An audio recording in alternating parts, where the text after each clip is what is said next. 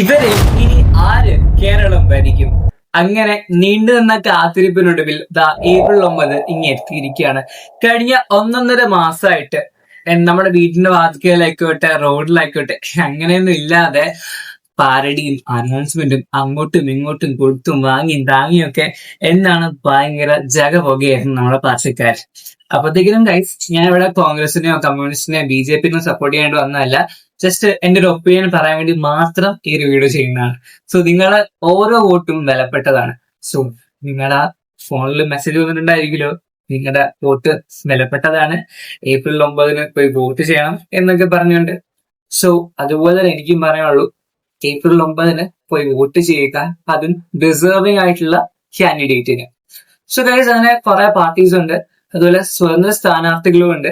അപ്പോ നിങ്ങൾക്ക് ആരാണോ നമ്മുടെ കേരളം ഭരിക്കാൻ എന്നാണ് പെർഫെക്റ്റ് എന്ന് തോന്നുന്നത്, അവർക്ക് പോയി വോട്ട് ചെയ്യുക. സോ ഡിസേർവിംഗ് ആയിരിക്കണം, ഒരിക്കലും കുറ്റബോധം തോന്നാനായിട്ട് പാടില്ല.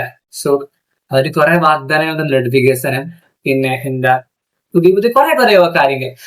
അങ്ങനെ എല്ലാം നോക്കിയിട്ട് വേണം നിങ്ങൾ നിങ്ങളുടെ വിലപ്പെട്ട വോട്ട് കൊടുക്കാനായിട്ട്. So don't miss April 9. So vote എന്ന് പറയുന്നത് നിങ്ങളുടെ റൈറ്റ് ആണ്. ആ അവകാശത്തെ നല്ല ബുദ്ധിപൂർവ്വം ഉപയോഗിക്കുക. സോ നിങ്ങൾ കമന്റ് ചെയ്ത് നിങ്ങളുടെ പാർട്ടി എന്താണ്, അല്ലെങ്കിൽ ആർക്കാണ് ഈ കേരളം ഭരിക്കാൻ ഏറ്റവും കൂടുതൽ ചാൻസ് ഉണ്ട്. So comment below. So that's all.